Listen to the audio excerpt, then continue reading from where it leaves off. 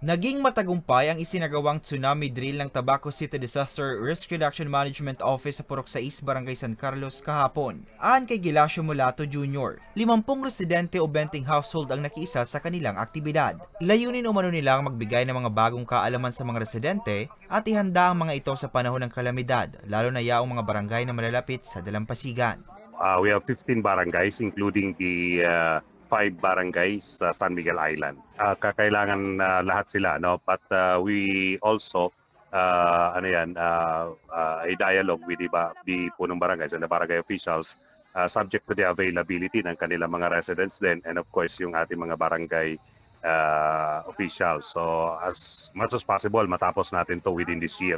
Bahagi ang drill sa selebrasyon ng World Tsunami Awareness Day at sa nilagdaan na Memorandum 18 ni Mayor Ray Bragais para sa scenario-based simulation drills.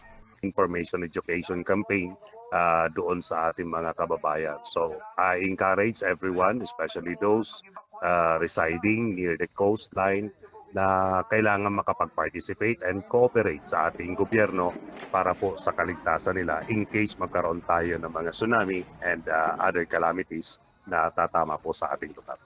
Naging katuwang naman ng CDRRMO sa aktibidad ang Bureau of Fire Protection at ang LGU.